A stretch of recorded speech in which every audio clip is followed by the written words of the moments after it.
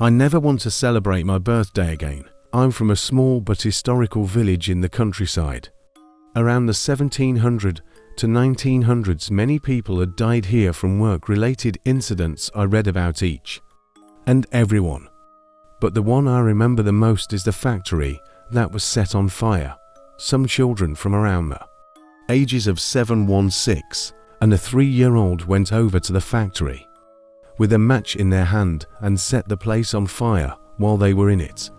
But sadly they didn't escape.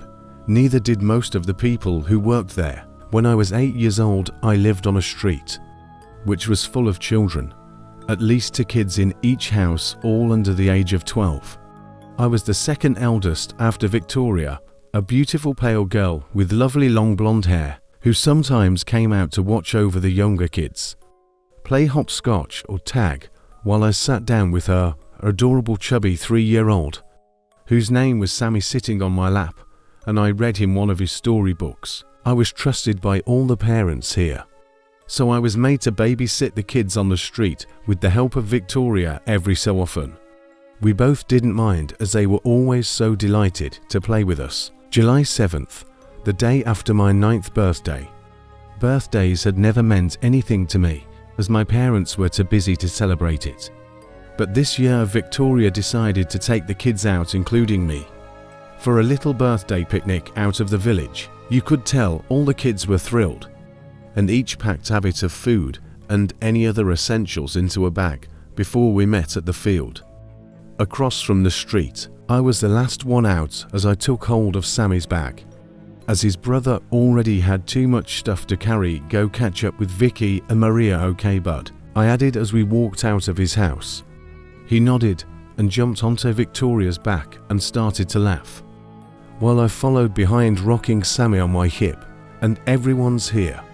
Victoria beamed as she scanned the 8 kids, all huddled up on a small bench, giggling and joking around, as she picked up 2 of the smaller kids and started to walk across the field. We made our way to the forest. I knew something was up, though so did Maria and Victoria. As they started to observe the trees, Maria grabbed onto my hand firmly and pointed over to a more thicker part of trees. There was 5 of them. She mumbled as I froze. Victoria turned around, looking fearful herself. Stick together and stay out of the thicker parts of the forest, and they won't get to us, she said as she turned around and started to skip along the small path to where the lake was. We had so much fun for the duration of the party. Most of the kids had made a huge birthday cake for me and all sang to me, as I nearly cried from happiness. But then it got to 5 p.m. We noticed it started to get a bit cold, and a sense of uneasiness fell over the group. So we packed up the stuff and made our way out of the forest, counting how many people we had every so often till we soon enough got out. That's when I noticed where Sammy and Michael. I stammered as I peered around to see if maybe they were behind us. But they weren't. We dropped of our stuff at the small abandoned shed, and I left Anthony in charge, who was age 7 at the time, to watch after the younger 3, who protested to come with us. But Victoria glared at them, and they all sat down, hiding underneath a small sheet, while me, Maria and Vicky went down to the forest. A wave of terror flooded over me the second we got into the middle of the forest. Could feel eyes looking at me from the trees. They can't be far. I mean, Sammy is only 3 and Michael is 5. They can't have just ran off, right? Victoria took hold of both of our hands and sprinted off. But from the corner of my eye I spotted them resting on a tree trunk. But there was also other children. They were a bit harder to see as they were further away, but they were there, slowly walking over.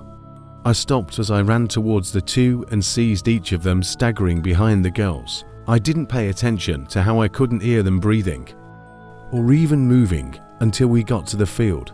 I stared down at Michael's lifeless body, completely numb and sobbing, as Victoria called the police, nearly in tears herself.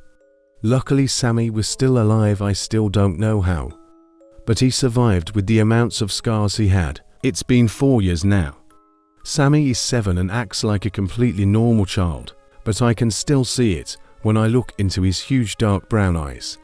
with disgust that it's not him, just some pathetic monster who was so greedy that he had to take another life, and not just his friends and his own.